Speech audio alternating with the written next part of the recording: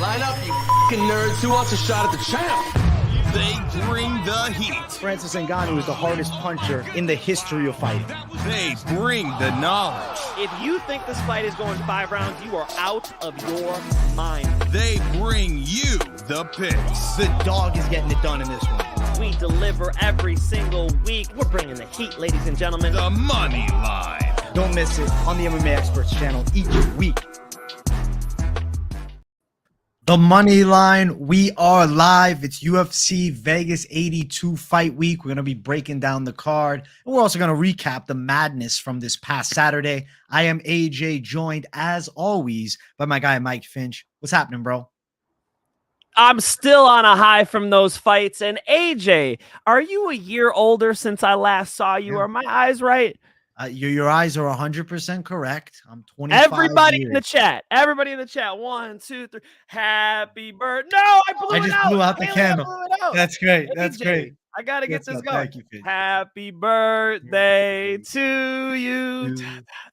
Happy birthday to you.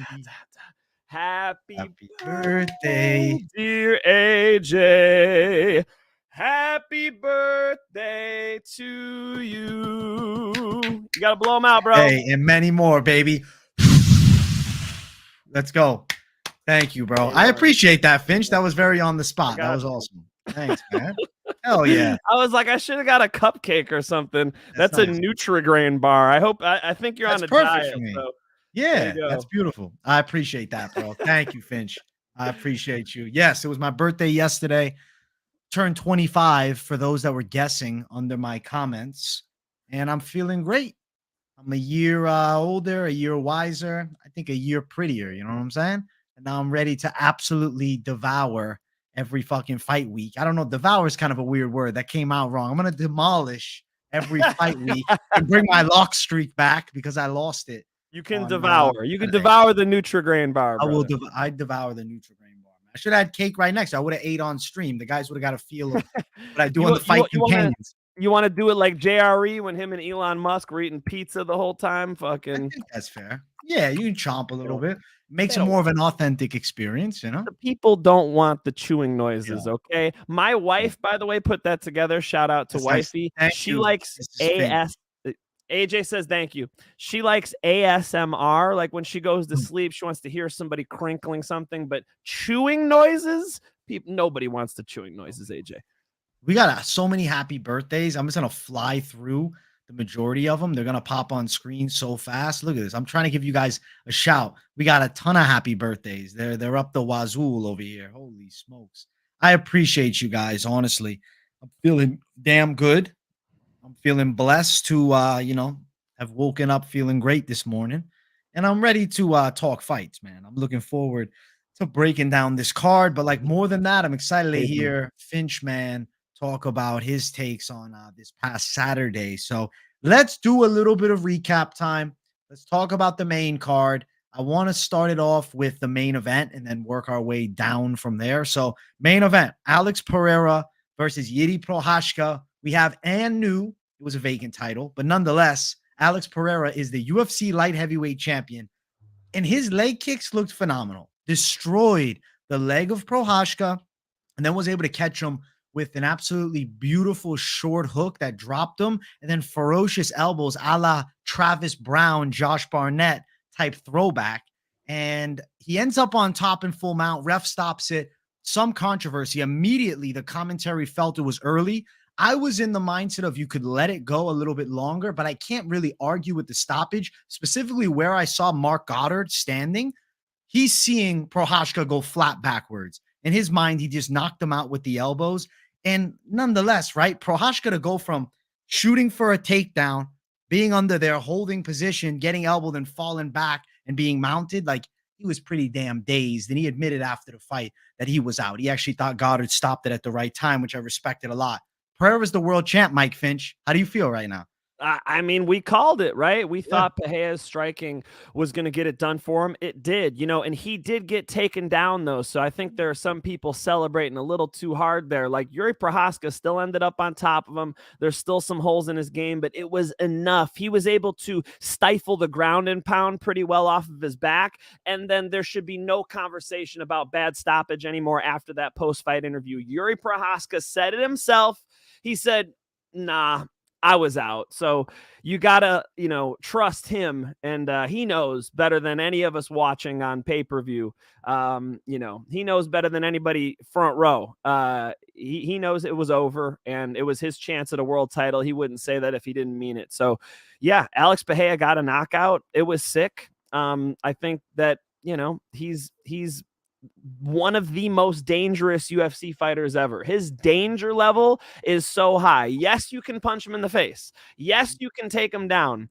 But if you end up on the wrong side of that left hook, you're going to wake up looking at the lights. That is a phenomenally exciting fighter to watch. I agree with that, man. He has such like a throwback style almost with such a limited ground game. But I will say I'm impressed with Pereira's ability to stop ground and pound from Prochazka on top. And he did eventually find his way up to the feet. So there is improvements, I think, in the grappling. It just, he doesn't look like a natural in the grappling department. It's not a natural flow, as it wouldn't be being a guy that comes from kickboxing.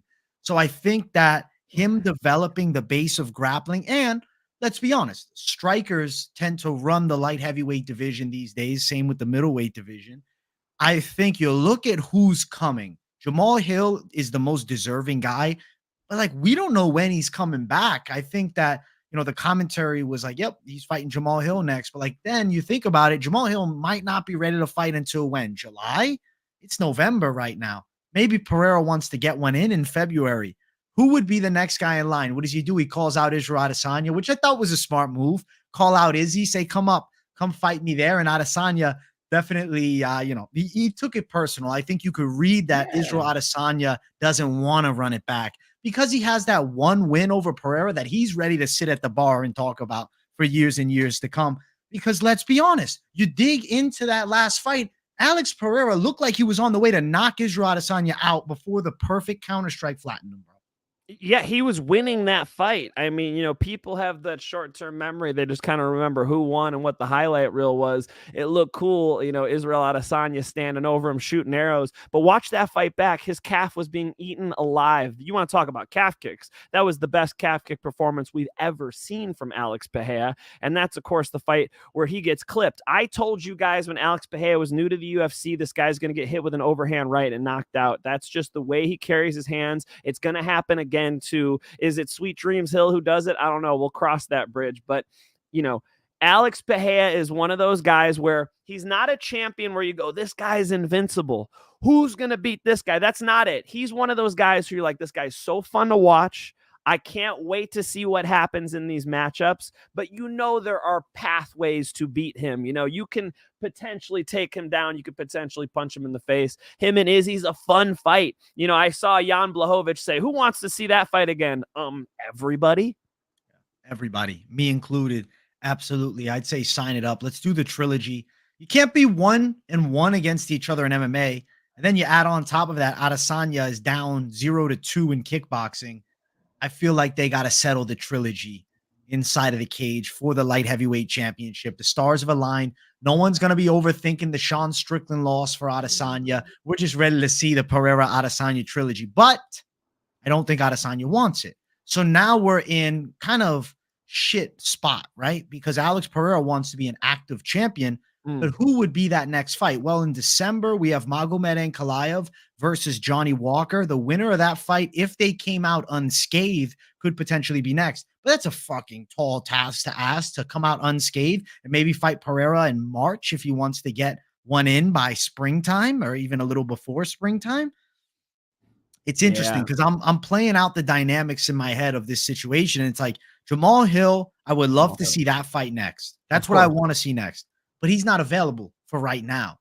So It looked to me like he was about to hop out of that minivan and beat some people's asses at that protest. You saw them slashing their tires and smashing the windows. That was nuts, bro. Jamal Hill was ready to unload. Can you imagine, like, you're just one of those punk kids out there just fucking with the car. You don't realize you got the UFC light heavyweight champ in the car.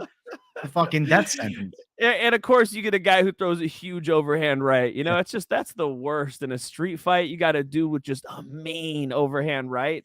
Come on, man. That's a problem for those dudes. And Robbie Lawler was in the car, too. Yeah. You could look at some Robbie Lawler fights and tell me if you want to see that guy on the street. I don't think so, folks. No. They got lucky, you know, that some people were telling them to stay inside. It seemed like Jamal Hill wanted to get out of the vehicle. Some punks slashing their tires, man. What bullshit. Look, I think Jamal Hill versus Alex Pereira is the right fight.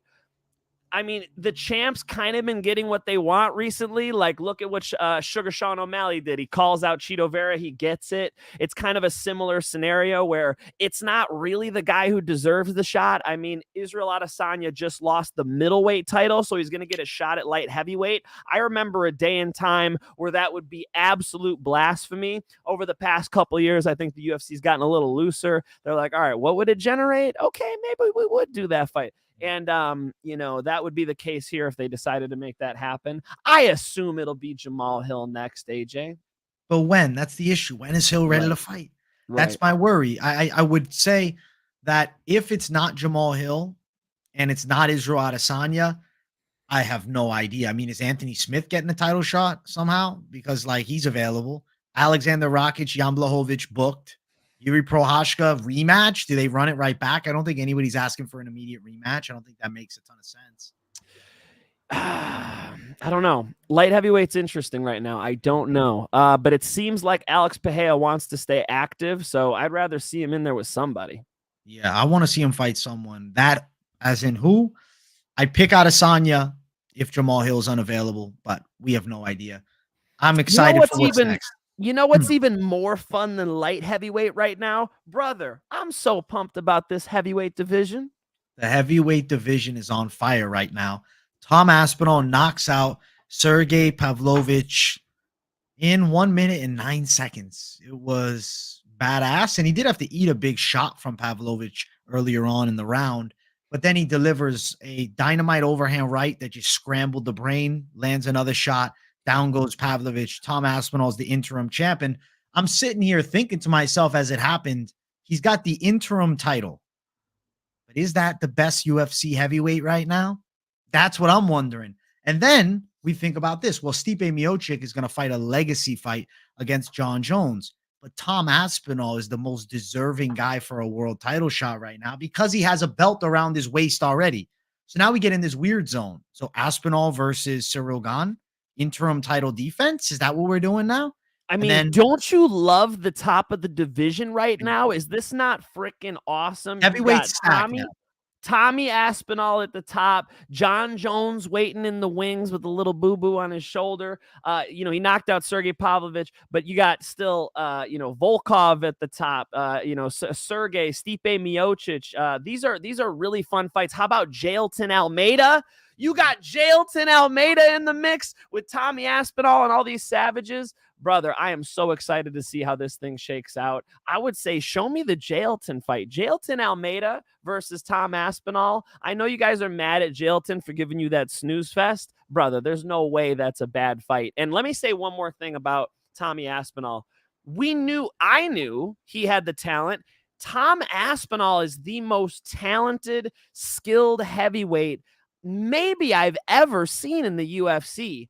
It was the other factors that we were questioning. If you guys go and listen to our breakdown, I'm talking about how he's a head case, how he gets nervous. What does he say right away at the post-fight press conference? He said it multiple times. He said, I was so nervous.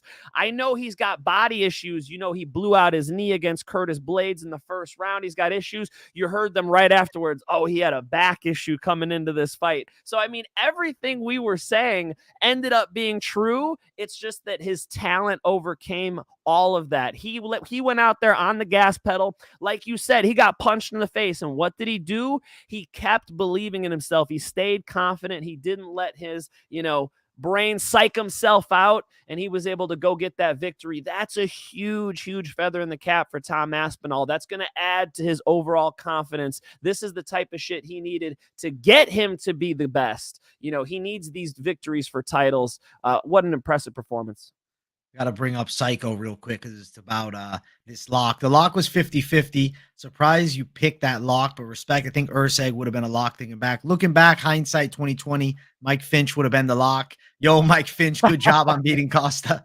I appreciate that. Thank you, guys. I parlayed myself, and I also put Joshua Van in there. So it was a Steve Ursig, Joshua Van parlay. As usual, the fucking parlay hits, folks. Stay tuned for it. Let's go. What's the parlay streak at right now?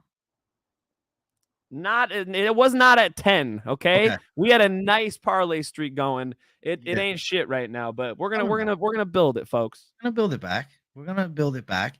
Give Pavlovich Almeida on a fight night. Fuck Almeida if he wants to be scared. You know, that'd be who ruined it was Bone Fiend. Bone Fiend ruined it. Bone Fiend fucked it up. I put Jailton and the Bone Fiend brothers and Nick, Dalby. He messed it up for me. For me. Dalby's a bad motherfucker, bro.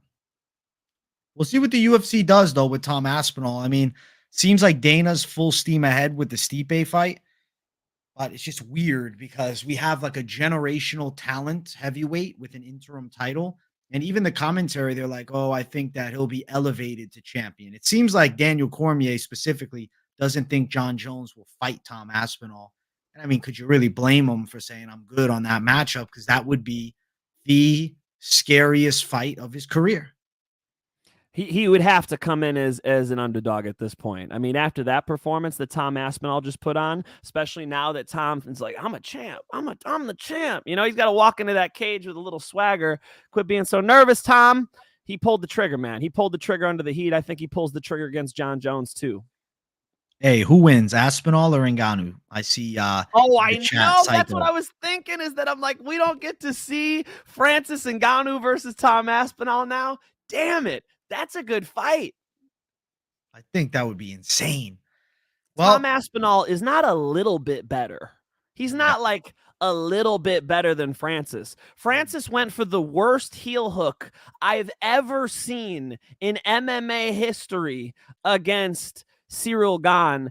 Tom Aspinall's jiu-jitsu is nasty. His grappling game is nasty. He's so light on his feet. He's so quick. Look at the angles he was putting on Pavlovich. Pavlovich looked slow and lethargic out there. He was a sitting duck to Tom Aspinall, who was on the balls of his feet. Tom Aspinall is way more well-rounded, has way more tools, but he's nowhere near as strong as Francis Ngannou. You see how Francis Ngannou puts that kinetic chain together when he turns his hips over into punches. That's a cool fight.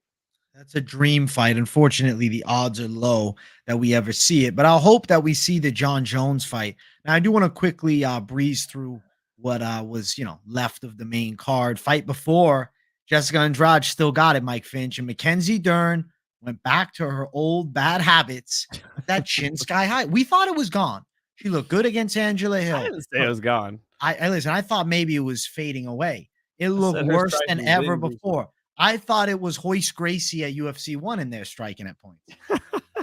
No, she had much better offense than that. Jessica Dern. I was just about to put them together. Mackenzie Dern, she's got a right hand, AJ. So I never seen Royce Gracie throw a right hand like that. Like, Mackenzie Dern can punch as well as some of the better girls. It's everything else. It's the defense. It's the moving your head after you punch. It's the having your hands up. It's the keeping your chin tucked. It's staying in a stance. There are a lot of problems, but she is a little dangerous. She is dangerous with the offense. I guess she just met her maker here with Andrade having a good base, nice hands, and she got pieced up. Andrade is back. I'm smelling this new. I might have to eat this, dude. I'm smelling this Nutrigrain, but I just keep. Goodbye to you, man. No, I'm gonna leave it. All right, I'm rooting for Mackenzie Dern to come back. Great performance by Jessica Andrade. We knew she could strike. She showed us. She's not done. It ain't over. She put that what Jessica Andrade put to bed is this idea that her career was pretty much done and she was cashing out. No, she's here to win. She's here to win. We know it now. Fight before that, Sabatini, Lopez. Lopez is that dude. The UFC, I think, is behind Lopez big time. The commentary was talking about him as like a perennial superstar. And he ran over Pat Sabatini, brutally rocked him, and then ground and pounded him out of there in a minute and 20 seconds. It was a sick performance by Lopez. Yeah, Lopez looked phenomenal, man. I think me and you slept on him. This is my big regret of the card, you know. I think you know, even the Tom Aspinall fight, it's like he even admitted what my suspicions were, but he just powered through it better than I thought. With this fight, I legitimately slept on the talent of Lopez. Lopez is incredible. What a phenomenal performance. What a great card for Donald Trump to come to live. It was Tucker Carlson, Donald Trump, Kid Rock. They walk in. It was like like a superhero walked in. That place went freaking crazy. He comes and sits down in the front row. Every fight's a knockout, and he's got Bill Burr's wife behind him flicking him off. But every fight was a knockout. I mean, these guys could not have performed more exciting for the audience they had. I heard Tom Aspinall say, he's like, I'm nervous. I'm standing across from Pavlovich, and I look over his head, and there's Donald Trump watching me. I'm like, oh shit, this is different.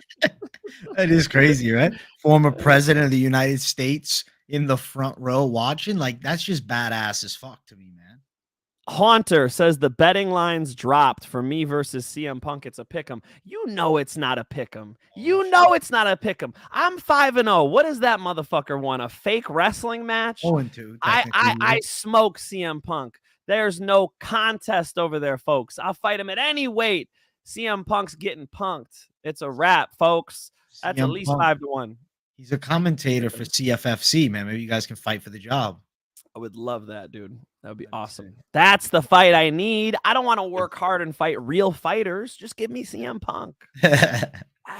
And to start the main card off, it's just round of applause worthy high kick. Like, I know. Holy shit. Frivola was looking like a savage early on and making it a fight with Benoit Saint-Denis.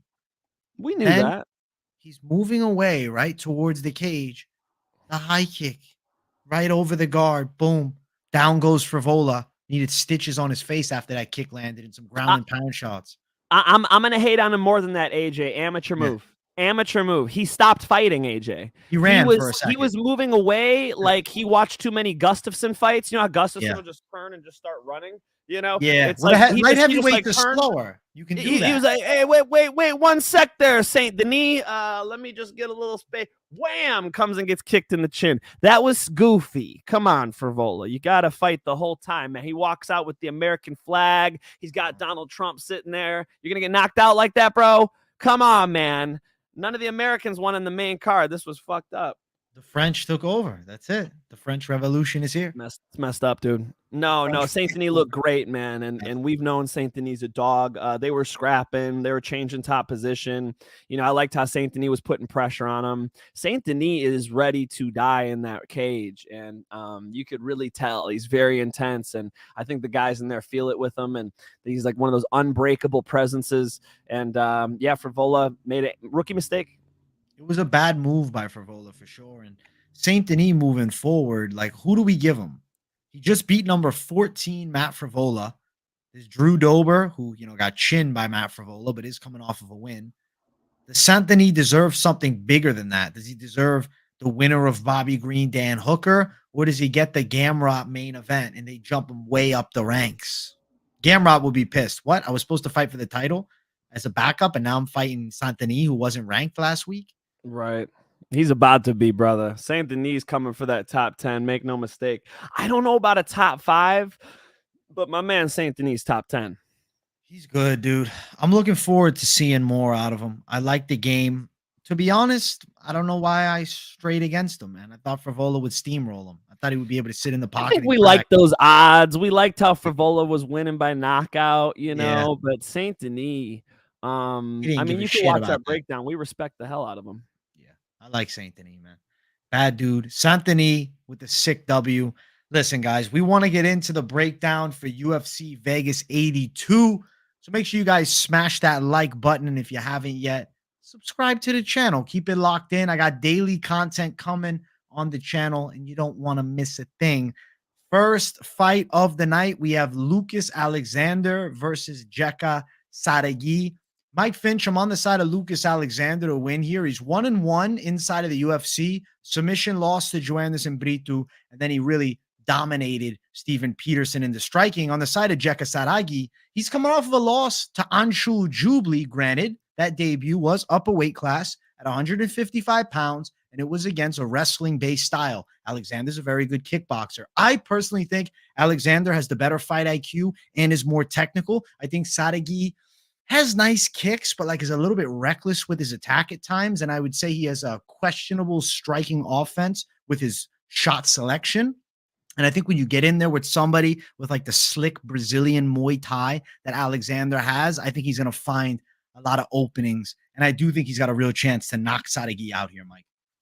Yeah, I think so too. Look, this is no Joanderson Brito who's going to take him on the ground and strangle him. This is a guy who probably will oblige and want to kickbox with him. I mean, look at when Alexander was fighting Stephen Patterson. He would get on top or he would get a knockdown or whatever, and he would stand back up. He didn't even want to be on the ground with Patterson. So this is a guy who really just wants to stay on the feet the whole time. He's going to have a striker across from him who's going to oblige. I'll take the Brazilian in this one. Give me Alexander. Could he get a knockout? Sure, it's possible.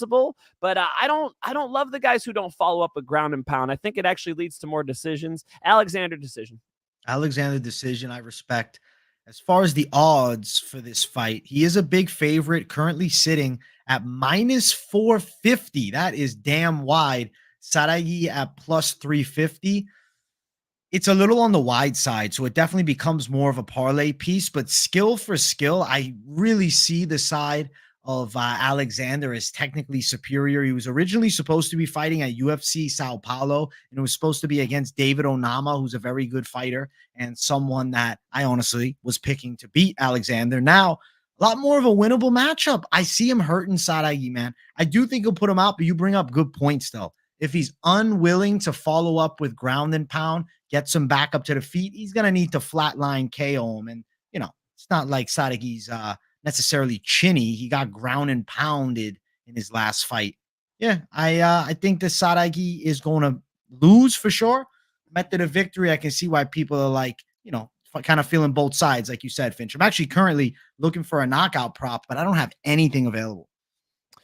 Yeah, Lucas Alexander generally wins by decision. 5 decisions, 3 KOs. So history shows as well. And you know what, though? If he was going to follow up in ground and pound, now's the time. Go for it, Alexander. Go for it. I don't think Saragih's that good on the ground either. Yeah. This is a fight that I think Alexander could do well from top. So yeah, I hope he does. Saragih going down compared, to both of us here. What the fuck am I saying? Saragih going down. Alexander putting him down. We're both going Alexander. Okay. We're starting it off on the same side. Let's get into the next fight. Second fight on the card. We have actually a pretty fun matchup. Charles Johnson versus Rafael Estevam. It is good. This is a striker versus grappler fight. And the odds are pretty much even wherever you're at for this matchup.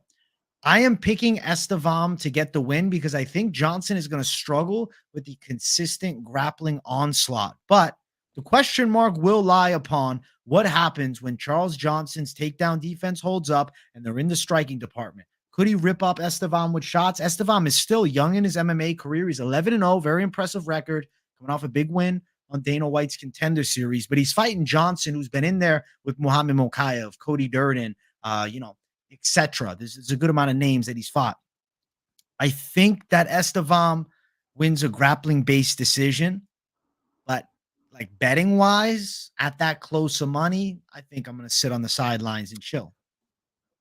Yeah, I'm not sure because of the competition difference, as you point out. I mean, we've seen Johnson go up against a lot of the best in the division, and we've seen him have close fights as well with some of the better guys in the division.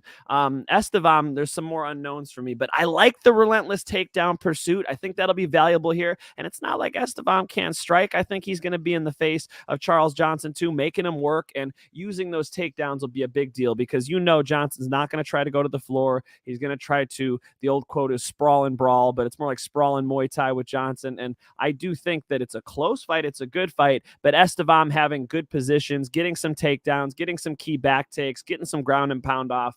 2 out of 3 rounds, he should be able to work on him. And I like the relentless pressure that Estevam has. You know, if he can't get the first shot, he'll shoot again. He is relentless with it. He does have dynamic takedowns. I've seen him do trips, double legs. He could wrestle on the fence. It'll all be important. Estevam, and probably a pretty good fight and a decision win. Estevam is a favorite currently, only slight though at -130. Johnson +110. It seems like Charles Johnson is a very popular public underdog because if you look at the opening lines for the fight, it was -251 for the side of Estevam. Now it's become a lot closer than that. And I do think Estevam is going to be very live with a clear-cut grappling advantage. So both of us on the Estevam side, I'm thinking he gets it done on the judges' scorecards with that relentless grappling game. Let's keep running. Next fight on the card, we have Chad Anheliger versus Jose Johnson. Physicality-wise, this is a mismatch. The height differential and the reach differential is substantial. 6 feet Jose Johnson, 5'6" Chad Anheliger, 71.5-inch reach Jose Johnson, 64-inch reach for Chad Anheliger. And Jose Johnson, I'd say he's a pretty skilled and athletic kickboxer. And Anheliger's a guy that likes to throw hard punches. And I don't think he has the wrestling to hold Johnson down. And I feel like that's what he would really need to do here. If we're in a kickboxing fight, I think Jose Johnson can outstrike Anheliger for the vast majority of this thing. He's a pretty experienced guy too. Johnson's 15-8. He's got a lot of fights. Had a big W on Contender Series over Jack Cartwright, who was a prospect that was expected to win. And if you look at his last fight, Damon Blackshear was able to get a twister off of him and had a great performance. But I would say the likes of Damon Blackshear is like a pretty solid top 25 bantamweight in the world. Chad Anheliger is not that. He's coming off of a pretty clear loss against Anheliger, where he showed a lot of toughness, but his effective offense was limited. I mean, he's almost 37 years of age. He's 12-6 as a pro. I think he's got a fun Canadian style. I like that he swings hard. He's a guy that's, enjoyable to put on prelims and will bring a scrap, but skill for skill, I think Johnson's got a clear lead, and then add into the factor of just the size advantage alone. I think Johnson wins this fight, but I asked myself, what is the method of victory? And Anheliger's durability keeps him in it. I'm going to say Johnson decision officially. Yeah, I mean, Johnson's just more likely to finish the fight too, AJ. I was looking at some Johnson tape and I remembered, he's the guy who got that ridiculous elbow knockout. That's one of the ugliest knockouts I've ever seen over Rafael Costa.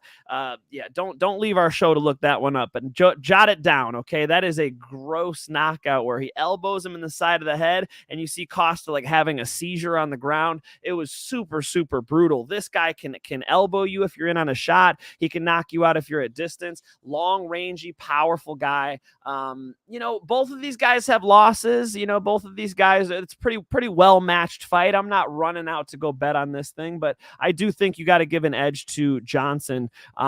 He's going to be better at range, and it's going to be up to Anheliger, I think, to take him down. Now, Anheliger could do that. He was showing some takedowns. Was it Dana White Contender Series he fought on last? He was showing some takedowns, and I mean, he's definitely capable of trying to grind him out, but I'll trust the takedown defense and the danger of Johnson. Dare I say he snatches a knockout here. I like that Chad Anheliger also grabs knockouts, 7 KOs to 2 decisions. I mean, he's not fucking around. He wants to finish a fight too. You actually see 7 KOs to 5 decisions for Jose Johnson, but I do think that this could end violently because of the way they match up, right? If Anheliger wants to come in there and mix it up, I think that might be to his detriment. Interesting fight. Give me Jose Johnson. I'll go KO. Johnson to win money line is -185 with Anheliger at +160. The knockout prop for Johnson is actually +185. I do think knockouts live. Money line is not bad at -185 either. Physicality edge, athleticism advantage, the better kickboxer. Yeah, we're going Johnson for the W, man. I am very interested to see what happens when these two get in the cage. I'm thinking Johnson beats him up. Yeah, I think so. I mean, it has to be. I I could only imagine him getting taken down and having issues. I don't expect him to be outstruck by Anheliger. And Anheliger could box, but he throws a little wide. If you notice, everything's got a loop to it. If you get right at you and they got a lot of reach on you, a little bit of speed, it could end badly. Yeah, agreed. We're going for the side of Johnson for the W, and let's keep running. Next fight on the card, it's the wrong names on the screen here. This is what happens sometimes, man. We got Mick Parkin. Long as it ain't me on the fucking screen today. What happened here, man? I got the names wrong on this. I'm so confused by this, man. Listen, we're going to have to cover it with the wrong names. That's unfortunate, man. But we're going to do this fight first. Mick Parkin versus Caio Machado. Mike Finch. I think that the side of Mick Parkin is going to get a knockout win. Yes, there's a little bias too because Tom Aspinall just did it and they trained together. But like, how am I going to pick against a British heavyweight when I think picked Machado's against Aspinall? You had no problem picking against Aspinall. This week, I'm saying, well, Russian's different though. The Russians are different. With the Brazilian, I'm going for England, my friend. It wasn't even an OV Russian. It was a CH. What are you saying, AJ? What are you talking about? I like Parkin too, man. He's got a nice right hand. He's got the kickboxing experience, boxing experience. I do like that he has a little bit of power. I like that his teammate just got the dub. I mean, that shit's infectious, man. You see who you train with achieve great things, and in your mind, you're like, I could do this. I could beat this much lesser person than Sergey Pavlovich. Yeah, give me Parkin knockout. Parkin for the win. Obviously, he's a bit of a wide favorite in this fight here. He is sitting at minus 330 with Machado sitting at plus 270, Mike. Yeah, I think Parkin's got this thing, Mike. I think he's gonna run him over. I don't think it's all that competitive of a fight. If you're wondering what I'm doing here, Mike Finch, I'm remaking this fucking graphic over here. This is the editor had a fucking blackout. You're throwing a graphic together? We could just freestyle it. You ain't gotta. I need the graphic because it's gonna take it takes 2 seconds, man. It's just I can't deal with the wrong names for a fight that's highly anticipated. Cisco 546, where'd I get this shirt? This is the gym I coach at. If you want to come catch these hands, as I see the occasional fool in the chat wants to, it's at UFC Gym, Huntington Beach, in beautiful Huntington Beach, California. You can go on vacation. You can come get strangled by me. It'll be a lovely weekend. That sounds like an absolute great deal. I think Mike Finch should start, charging people for that. Well, actually, the first one's generally on the house. So if like you were a local person and you come through, the gym will pay me for the first half-hour session. You don't have to. So you can get your ass whooped for free. I'm handing out free ass whoopings at UFC Gym. How do you hate on that? Mike Finch handing out his free ass whoopings. Guys, go check him out. We're plugging an ad for the Finch man. Both of us are on Mick Parkin. I think Machado is a little bit loopy with his punches.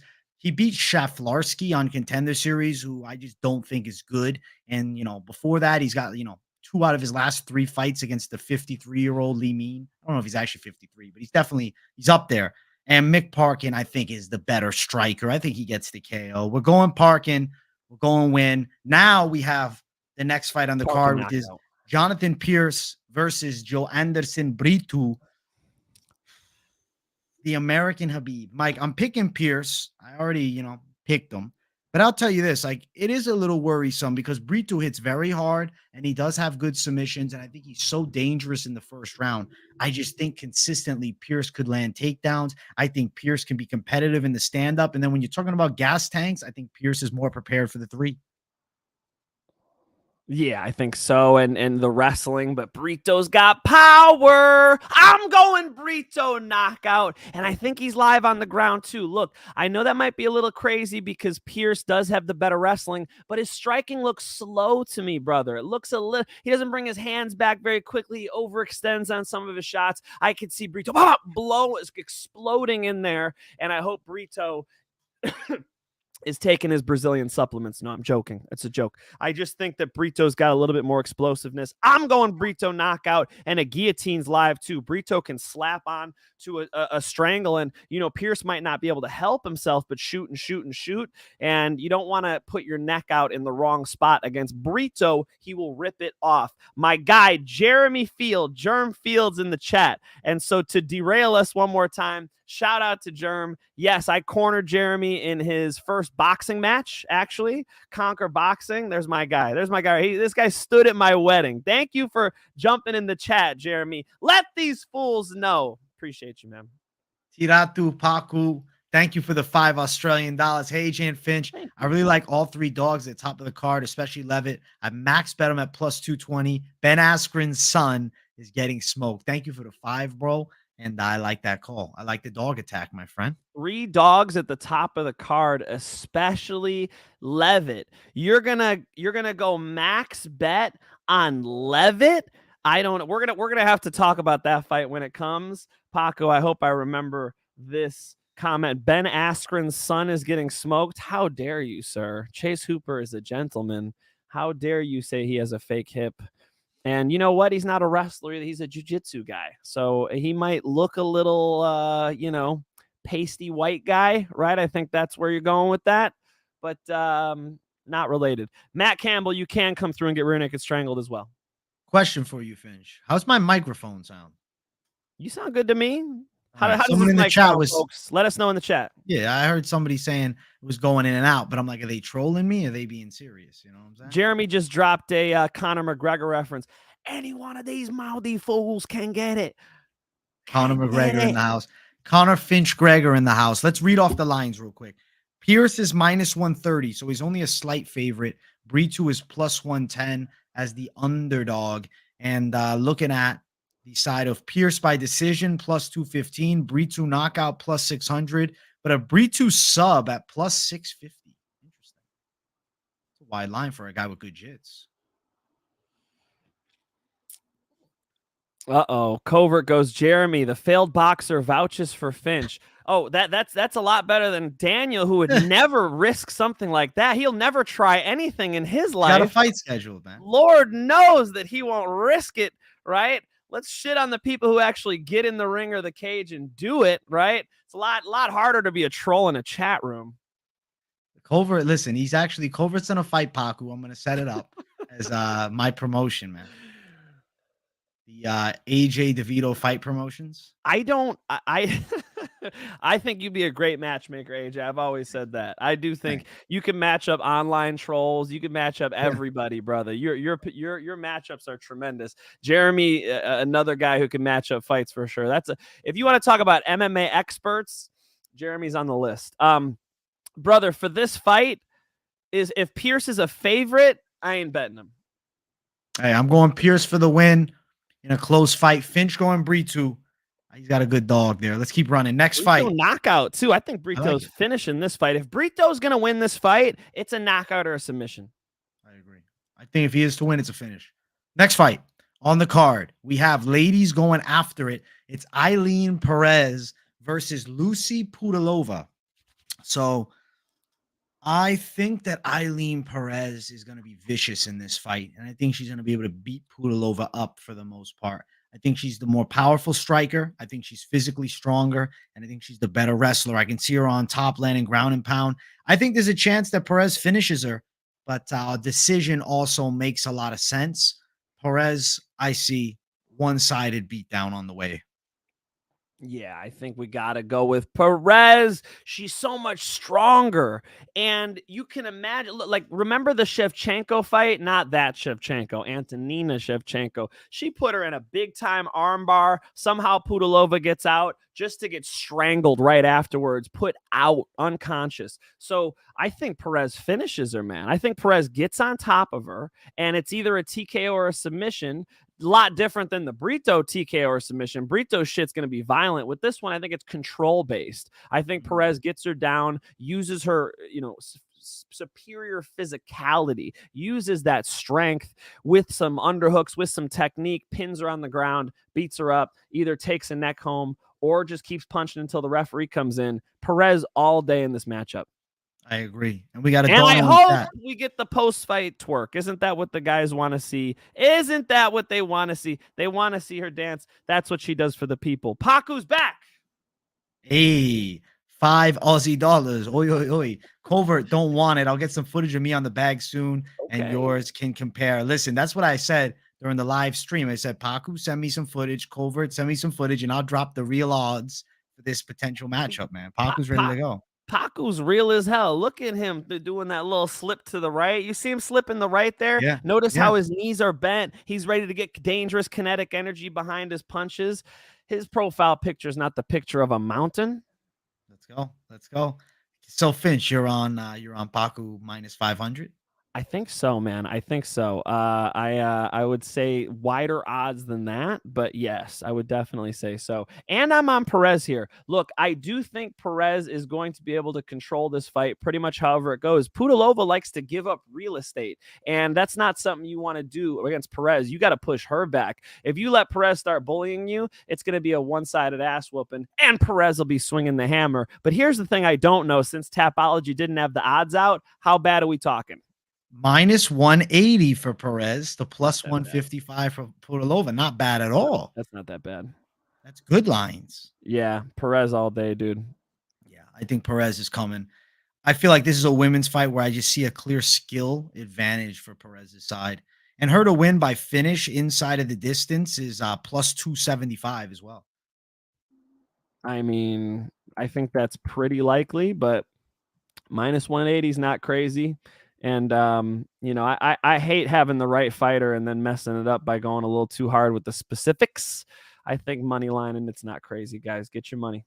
Money line, the best side. The only concern that could slightly be there is the 3-inch height advantage for Pudilová, but we won't even know if that's real until they face off, because, you know, some of these height stats are complete lies. Like Caio Baraijo's 5'10", and really 6'3".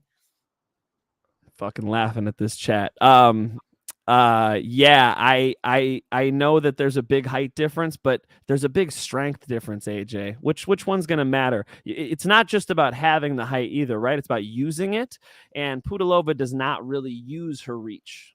No, I don't think she does. I think Perez is going to run her down. We're going Perez, mowing her down, dominating her. Pretty confident ladies pick here. Next fight on the card, we have Nikolas Motta versus Trey Ogden.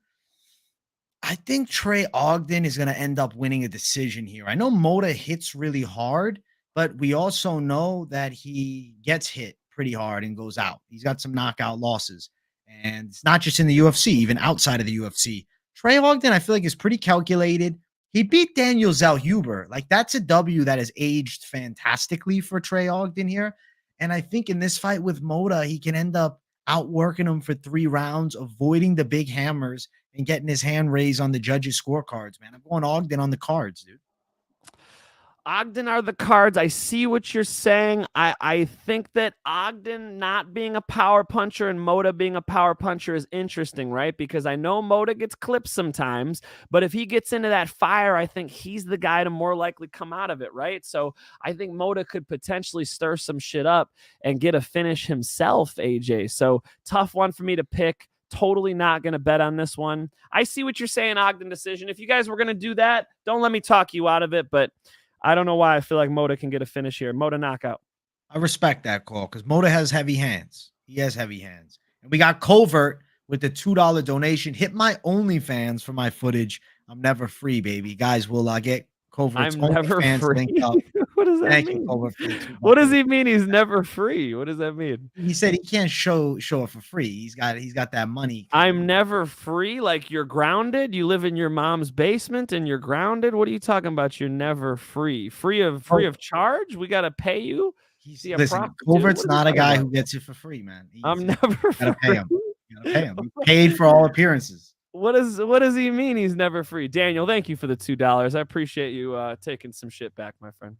Thanks, Covert. We appreciate you, brother.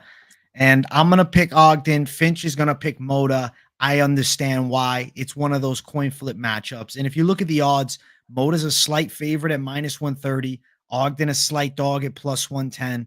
I'm going to pick Ogden to get it done. He's a very close money underdog.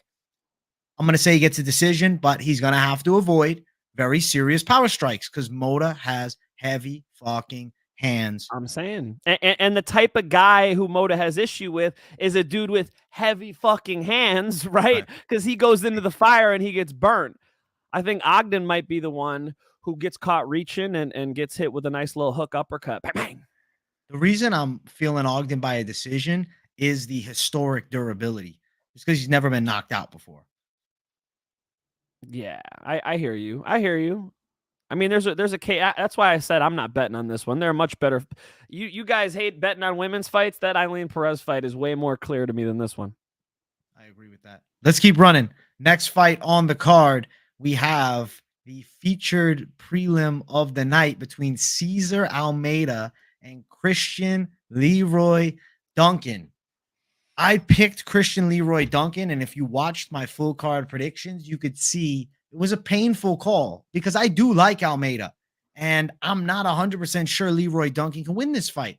But the reason I went for Leroy Duncan is in the past, when I've picked Leroy Duncan, I've been confident and I've felt that he has a good hybrid skill set and seems to have high MMA potential. He's fighting like a 35-year-old, very good Brazilian kickboxer who's, got a win over Alex Pereira against 2 losses. And the kickboxers are just doing so well, transitioning in the UFC from what we've seen as of late. So it might have been swaying me a bit, but I said, no, I'm staying grounded. I'm going for the better mixed martial artist. Yes, Almeida has a win on Contender Series over an MMA fighter with a nice record, but nonetheless, I don't think that he had the athleticism or the game of Leroy Duncan. So I'm going Leroy Duncan for a decision. MMAfighting.com, César Almeida out of UFC Vegas 82 fight with Christian Duncan. What? Where's it? Where MMAfighting.com is in the chat? I'm just pulling it up because the chat said fights off, fights off. What? César Almeida versus Christian Leroy Duncan off. It's off? It's off? I hope we get a replacement for Duncan.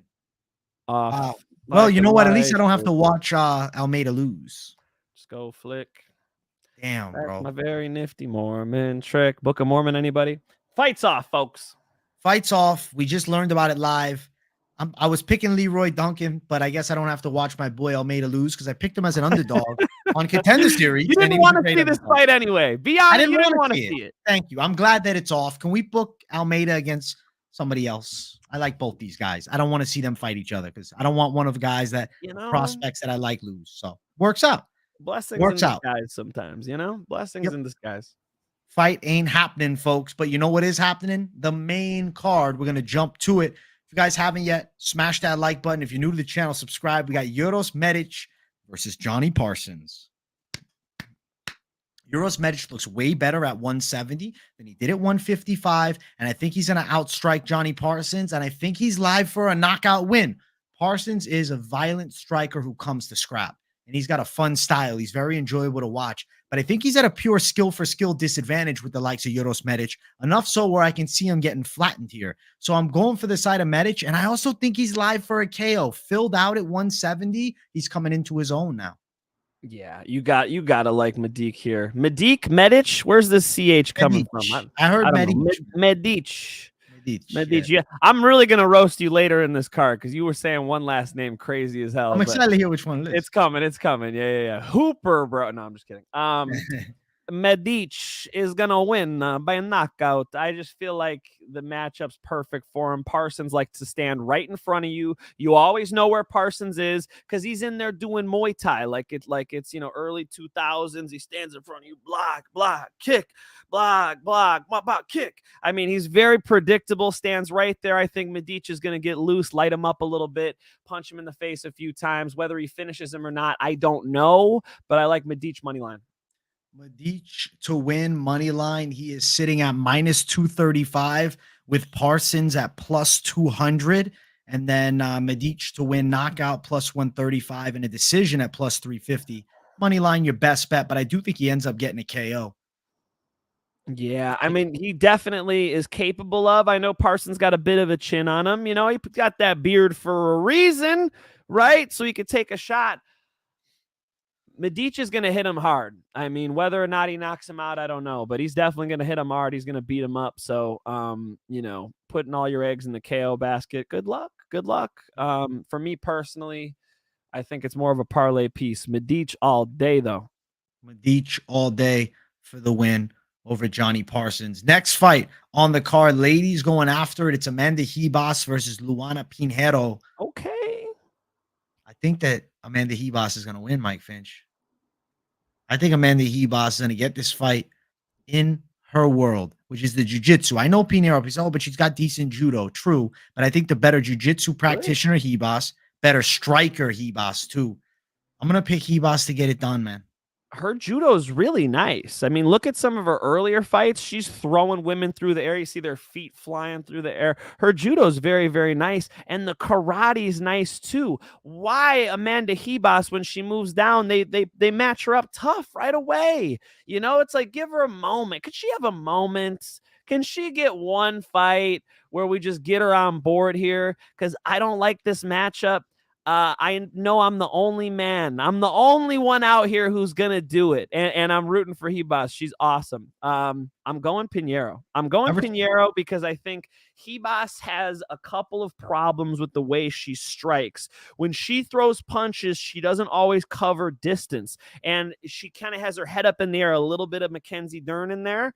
And sometimes throwing arm punches a little bit, right? And the issue with that here is when she misses, she can get countered. She can potentially get taken down and then just let up by Pinheiro. Pinheiro can clinch. Like, Pinheiro's not weak, you know. So I don't know if like it'll be a physicality just overwhelming her if Ribas is that much bigger than her.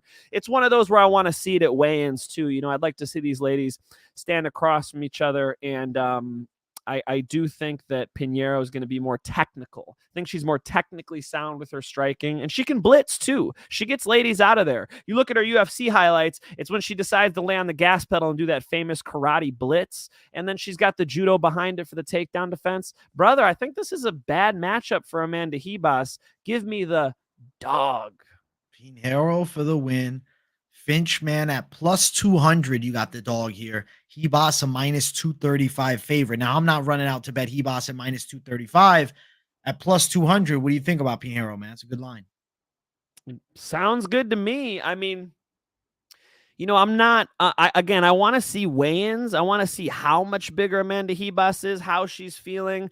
I root for her so much. You know, she's such a cool person. It seemed like they were really going to promote her. You know, she was always like sitting next to Dana White. You know, they really seemed like they wanted to start promoting her well, and I just feel like they're not giving her the matchups that get her to that place. And here's another tough one, stylistically a hard girl for her to take down, so it'll be hard for her to implement the jiu-jitsu. And if what I think is true, and she is pretty much stuck on the feet for the most part anyway with Pinheiro is more technical, decides when the fight takes place very well. She'll be evasive in that cage and then get in there and do her work. Pinheiro decision. Pinheiro decision, pick for the Finch. The odds for that are plus 550. If you got Ribas by sub, it's plus 400 if she can get a finish and really get things rolling again. And I don't know. I got a weird feeling that she does. Finch seems to feel the opposite. We shall find out on fight day. But the next fight of the night, we got a good matchup. It's Peyton Talbot versus Nick Aguirre. Man, I think that Peyton Talbot is going to knock him out. I don't feel like Aguirre's stand-up is going to be to the level of Talbot, and I think that you're dealing with a guy that's way slicker on Talbot's side. Now, with Aguirre, he does got a good ground game. Is Finch making a face over there? What do you got? Nick who? Nick who? Aguirre. What are you talking about? How do you say it? How many non-white people live in Florida? I mean, aren't you around all the Cubans and the Spanish people? Nick Aguirre, just Aguirre. Aguirre. I've known this guy for 15 years. I've been over at MTC and watched him train. I've commentated his fights before. His brother, Dan Aguirre, is a tremendous striker, jiu-jitsu player. Aguirre, my brother. Aguirre, my brother. Aguirre. I didn't realize that, man. I don't know. I saw Aguirre. It just made sense. Aguirre. Where's this W? Aguirre, G-U-I, makes Guir. Aguirre. How do you say it again? Aguirre? Aguirre. Nick Aguirre. Listen, I'm picking Peyton Talbot to beat your boy Nick Aguirre, Mike Finch. What are you on, though? Look, Nick, I'm rooting for you, brother. Nick, you can win this fight. You're the better grappler, Nick.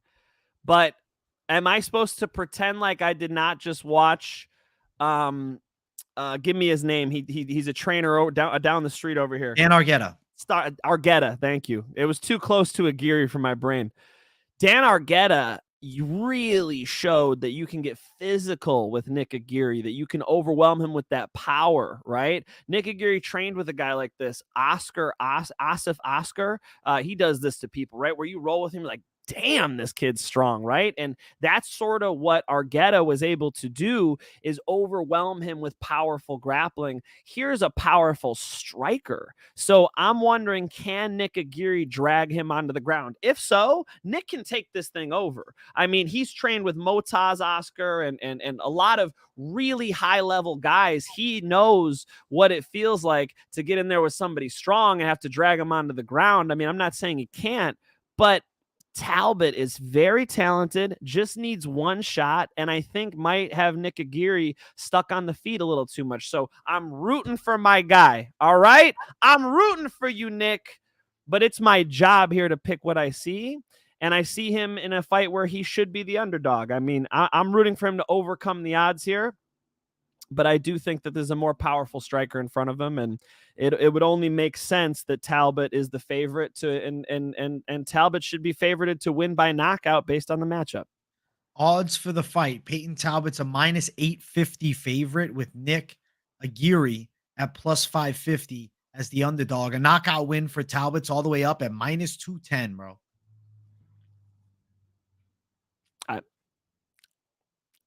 He looks scary. Okay. Yeah. I watched Talbot's fights. I'm like, oh shit, this guy can really strike. And they're putting him in a matchup against a not extremely physical grappler, right? A guy who is going to really operate well from like a top half guard or you know, a single hook in position, but can he get it there? It'll be tough against this strong kid. I think it is going to be tough. I think Talbot is going to end up knocking him out. I like the game. I'm riding with Talbot for the win. We're going knockout, and I think we got a good fight. But the money line odds for a guy making his UFC debut are too wide for my liking. Nonetheless, Aguirre went distance with Dan Argueta.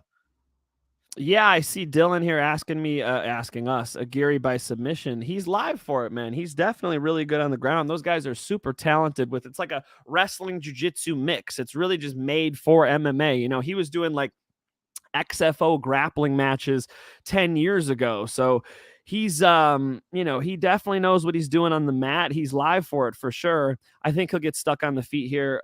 Unfortunately, that has to be. I have to pick with my brain and not my heart. I'll be rooting for Nick Aguirre, though. Nick Aguirre, respect to him. Thank you for the name correction, my friend. Talbot for the W. I got you, brother. Just fucking around. The featured bout of the night, we have Jordan Leavitt versus Chase Hooper. I'm going to pick Jordan Leavitt to win this fight, man. I liked his knockout in his last bout, but I don't like that he was having a hard time getting his opponent to the ground, which he ended up dropping knees on him and KOing him. But he's fighting Chase Hooper, who it's just like, I don't know.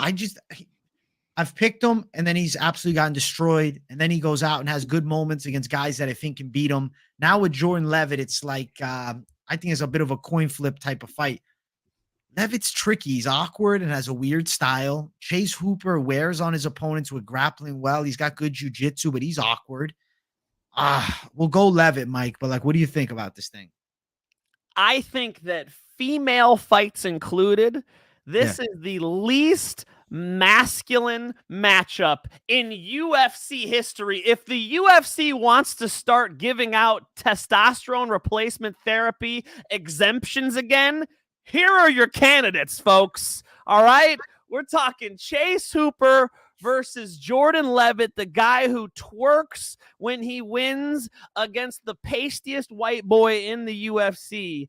These guys are going to put on a show for y'all. I have no idea. How am I supposed to pick this fight, man? Why did they match these two? Why do they got to do this fight?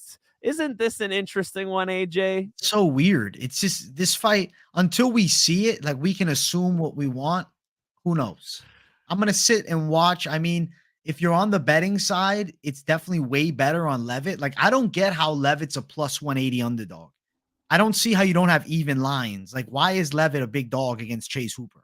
That doesn't make sense to me. So it's almost like you got to go Leavitt if you're betting it on the dog side, because he does have a legit chance to win. He's coming off of a knee knockout. Yeah, for sure. I see what you're seeing with Leavitt. I mean, is he some vicious striker now, though? I just feel like actually Chase Hooper, you know, he does look like a newborn baby in that photo you got there, but he has been hitting the weight room. I mean, maybe he'll be able to drag Jordan Leavitt on the ground. They might cancel each other out a little bit. What a weird fight. You think Like, I'm betting on this fight? I don't think so. Listen, we'll go Leavitt on my pick side. Finch, you didn't officially drop a pick. Who you picking? Hey, Pick man, somebody. I didn't really officially drop one for the last fight either. You just kind of let me snake out of that. Yeah, I got to go with Chase Hooper, man. You know, I just feel like Chase needs to represent for all the pasty white boys out there, you know, and I think he can do it. The last thing I want to see is the Monkey King twerk. So please, Chase, I just want to see Ailin Perez twerk, not Leavitt. So please get a victory here, and hopefully he gets to the top position, because if he gets on your back, if he gets any spot, doesn't matter if it's Jordan Leavitt or who it is, the kid's really talented at jiu-jitsu. I see what you're seeing with the Jordan Leavitt striking advantage, which is why I hope they clinch a lot, which both of these guys like to do anyway. And so hopefully Jordan Leavitt makes the mistake of engaging and grappling too much, because if he did actually turn into a striker for this fight, if he really could just be disciplined and just disengage from clinches, I could see how Jordan Leavitt has a pathway to a TKO or a decision here. Chase Hooper, due to them grappling too much. Respect, man. We're on the opposite sides in a true coin flip fight. And let's get to the co-main event. We have Jake Matthews versus Michael Morales. We got the prospect on the come up versus the young veteran. You look at UFC Sao Paulo, the co-main event. I mean, there were similarities, right? It was Nicholas Dalby, OG veteran versus up-and-coming Bone Fiend prospect. This fight here, I guess, a little bit different because Jake Matthews is still relatively young and he's just got a lot of UFC experience. It's just Michael Morales seems to be so much more athletic than him. And I really think that he's going to be a tricky fight for Matthews. I'm not thinking he's the lock of the century on the Morales side. And especially when these guys got these unbeaten records, it's like you're just worried about when it's going to crack. I'm going to pick Morales over Matthews, though, man. I think he could explode, and I think he could actually rock him bad and then end up ground and pounding him out of there. I mean, Morales is an athlete and a half, 15-0.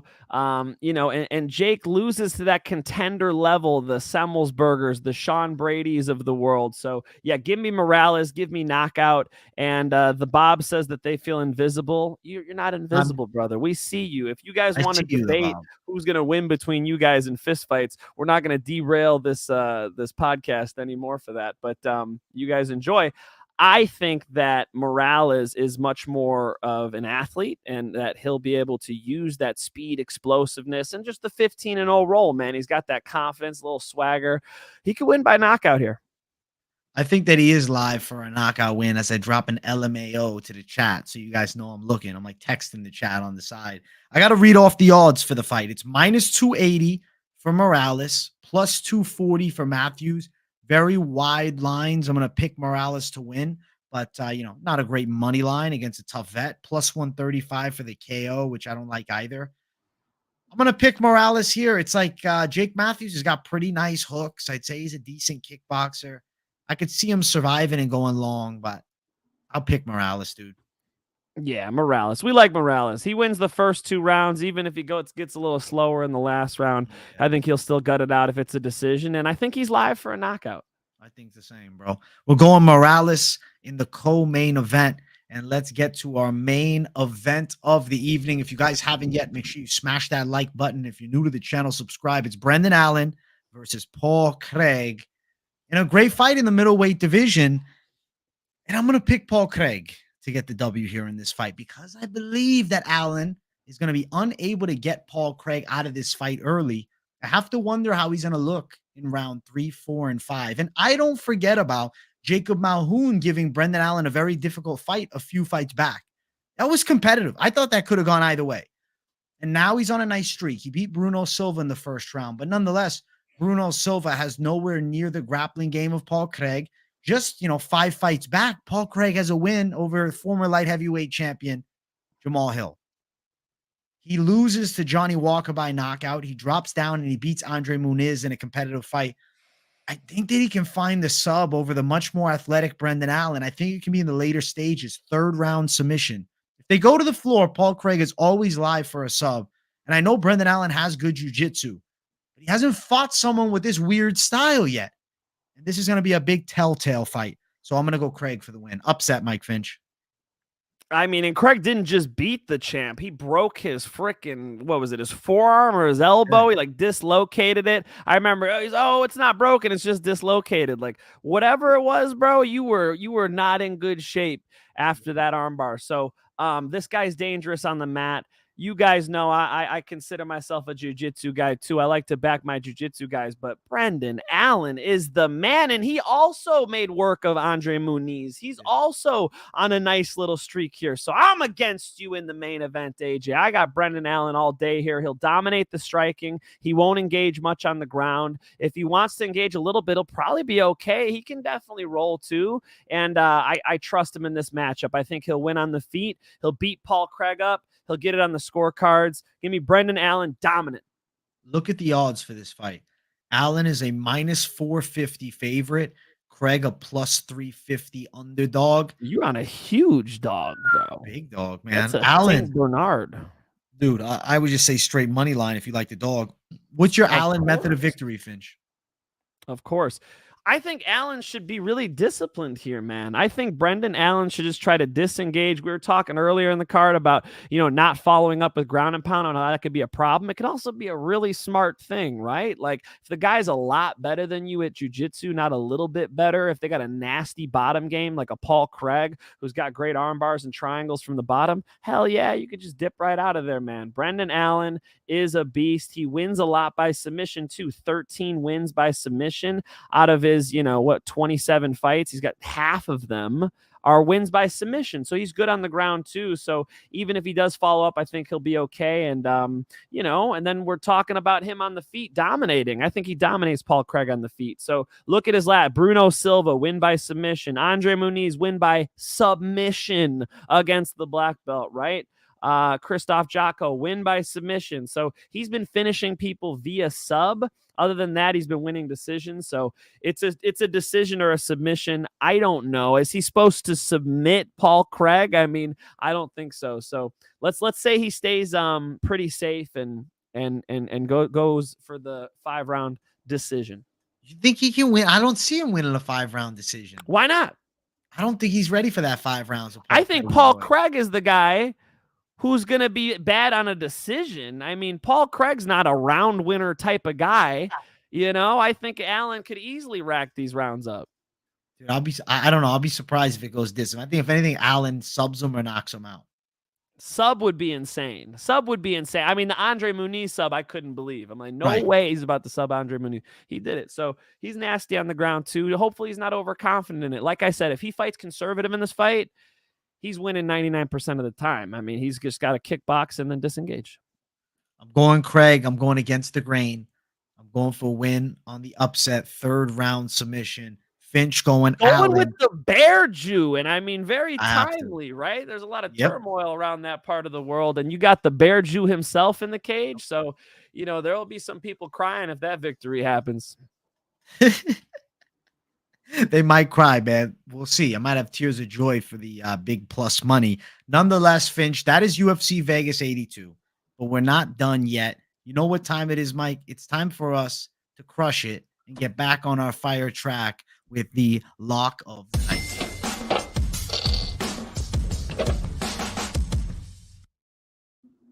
UFC Vegas 82 lock of the night. I am no longer on an unbeaten streak. I had a draw 2 weeks ago, and then I had a loss last week. 9-1-1 in the last 11, so I did have a nice run. 9 wins in a row. It was pretty epic. Unfortunately, couldn't crack the double-digit victory streak, and I was quite disappointed. But hey, we start fresh. Finch, man, what are you thinking to start it off?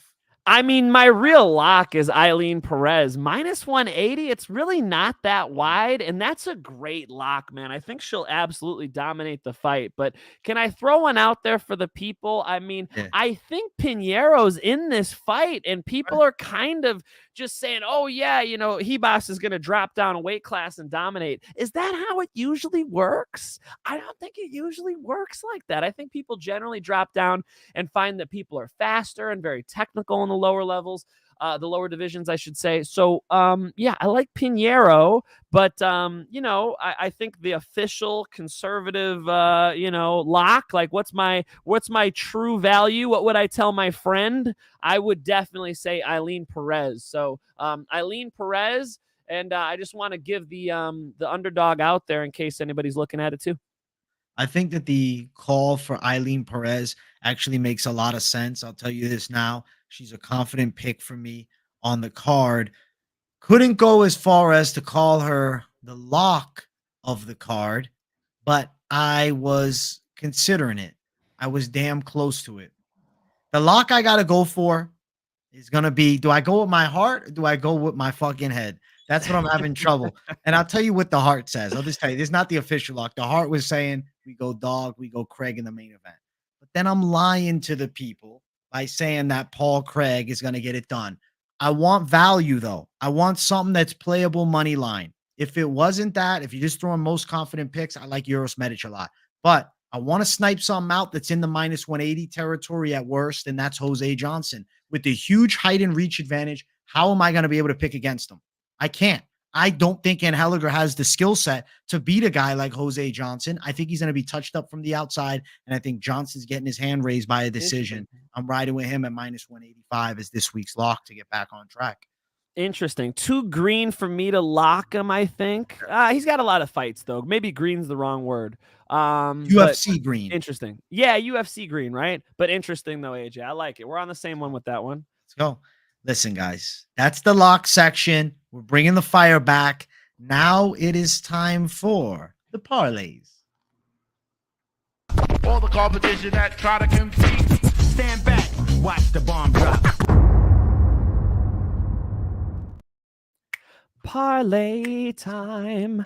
Open up your wallets and let's get some money on some fights. Let's go, folks. Parlay time. Mike Finch, you're on fire. Last week, you brought the heat back, and we want to know, what is the magical concoction? What is the crystal ball told you this week? I'm going with Uros Medic. Apparently, it's Medic if we ask AJ. Medic. Uros Medic, okay? Maybe I'm It's the Italian. most Italian last name I've ever heard in my life, and I do think that he gets the job done. You could just money line him because we're going to put him with Brendan Allen. I know AJ wants to go Bear Jew in the main event, but I'm not taking the bait because I believe Brendan Allen is on a freaking roll, and he was even more impressive against Andre Muniz, and his striking's better than the Bear Jews, and I just believe he's going to dominate. So those two together for an absolute put-it-in-place parlay, but I'll go out on a limb. I'll go out on a freaking limb because I believe in my lock so much. I'll throw up in the parlay too. Give me 3. Brendan Allen. Give me Medic. Give me Ailin Perez. I like that. Brendan Allen, Uros Medic, and Ailin Perez brings you a plus 190 tag on that. I like that line, my friend. I think that's a very good line. Now, for me, where am I at with this section? Well, I also think I like the side of Uros Medic a lot. And I also feel like it's a very good call to run it up with Ailin Perez, who's a girl that has a masterful chance to win the fight. Adding on to my slate, I'm going to make it a trifecta too. I'm going to try to get some big plus, well, not crazy plus money, but enough plus money. I'll throw Mick Parkin in for plus 195. So me and Finch in a similar zone with the trifectas. I think this one's definitely going to hit, man. I got a good feeling about Finch's too. I think both very live. I am damn excited for this card, Mike. I think it's a great man, card. there are some bets on this card, actually. Yeah, looking up and down, I mean, there are a few of these that stand out to me, right? Obviously, Brendan Allen. Michael Morales is interesting, right? Peyton Talbot, interesting. Let's go, Nick Aguirre. Pretend I didn't say that. I like Pinheiro as the dog. Medic looks good here. Brito's an interest. Is he a dog? He's an interesting dog, too. I know you like Jose Johnson. That was cool.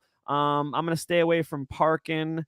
Some of these others I'm going to stay away from, but there were a few fights there where these look bettable to me. And I think the biggest line miss is that Ailin Perez line. I was thinking 4-1. If they're thinking almost like, shy of 2-1, it's very touchable line. I think I'll grab some of that today. I like those ones a lot, man. Yeah, I like the idea of our confident parlay pieces this week looking very good. I think big plus money is on the way for everybody. Finch, it was a pleasure to break down UFC Vegas 82. I'll be honest, I thought I was seeing you Wednesday for the Bare Knuckle show, but because it's in the UK, unfortunately, guys, we're not covering BKFC this week on the app. But hopefully soon we start getting the worldwide selection because that's what I'd like. I want to cover everything. I know Finch said the same thing. AJ, it was good to see you today. One more time. Happy birthday, my friend. AJ, finally 45 years old. You guys got it right in the chat. I saw everybody commenting. They hit the nail on the head. 45 yesterday. Congratulations, brother. You don't look a day over 40. Thank you, my friend. Listen, I think I'm the prettiest 45-year-old on the planet. And I'm looking forward to this week. Tomorrow, I got a live stream. I'm looking forward to that. I might drop a random video out talking about some ideas I have, maybe matchmaking / reaction / rant / opinion. I got some ideas. You guys will hear about it. I'll let you guys know. The thought, you want to know what I was thinking? I was considering doing an Aspinall Jones video and discussing why we should throw the Stipe fight away and just move forward with the true, best fight that we can make in the division. But you were just saying Jamal Hill ain't ready. You know John Jones ain't ready, though. Are we not going to keep Tommy Aspinall busy? All right, so what's next for Tommy? I guess maybe that's the video. You're right. Give me the fucking Almeida fight. I don't care how boring it was. I think Almeida versus Aspinall is sick. Almeida, Aspinall chins him. That's what I think. Woo! I don't know, man. Yeah, maybe. Aspinall's so damn talented. Wow. So impressed by that performance, man. Good for him. What a nice guy. Good for him. Hey, my guy. Thank you, Finch. And Covert, I see you in chat. I'm doing the bullshit and banter, the live stream tomorrow. I'll be chatting with you guys for a while. Probably I'm thinking 6 p.m. Eastern time tomorrow. I feel like that's a well-liked time by the people for the live stream Q&A. Definitely let me know your thoughts on that, guys. And then Wednesday, this week, Specimen May Bets. Thursday, the live breakdown of the card with Q&A. And then Friday, weigh-in show. Saturday, fight companion. Listen, I got daily content dropping. You don't want to miss it. So make sure you subscribe. Check out Finchman at Mike Finch, the Mike Finch Show. Check him out on social media. Our guy, what do you got to say? I saw you going towards the mic. Yeah, I just dropped the Tatiana Suarez interview. Saw her at the UFC Performance Institute. Sat down with her for a long time. We talk about how she matches up with the champion Wei Lee. We talk about her guillotines and how she got so good at wrestling. We go back and forth. So you guys will enjoy that one. Go on over to the channel and check it out. Yeah, Finch, I like the John Danaher look that you had. Hey, I trained right after that, and we were like, am I going to train? Are we going to do the interview? We just go for the interview, and so I wasn't going to change. I threw it in there. Shout out to OTM on the mat fight shops. That was the rash guard they gave. They just give me free stuff. They're so nice. So I definitely got to give them a shout out on the mat. OTM rocking their USA rash guard in the interview. Yes, sir. And then the Patchy Mix one I'm cutting right now. So you guys will see that one this week before he fights Sergio Pettis. There's a big Bellator card in Chicago. I hope you guys are excited for that one. I like Amazov over Jackson, but that's going to be a tremendous fight. And then you got to think Patchy Mix is the best fighter in Bellator right now. He's going to be taking on Sergio Pettis. Those fights are bananas. Please enjoy. Let's go. That is an interesting card, actually. I like that fight a lot. The Bob, 199. Thank you. This stream needs more bullshit. we doing it all, the Bob. Listen, you see me bullshitting and bantering all day on Saturday, every Tuesday, every Thursday. Me and the Finch having it at least somewhat professional as we chat it up, man. Yeah, I don't know if I've ever seen more bullshit in the chat than today, but thank you, the Bob. Your 199 is not bullshit. That's real as fuck. We appreciate that. Thank you, the Bob. Guys, we appreciate you all. We hope you enjoyed another episode of the Money Line. Listen, keep your eyes peeled. Next week, we got an off week from the UFC, but Finch and I will be here chatting. We'll come bullshit.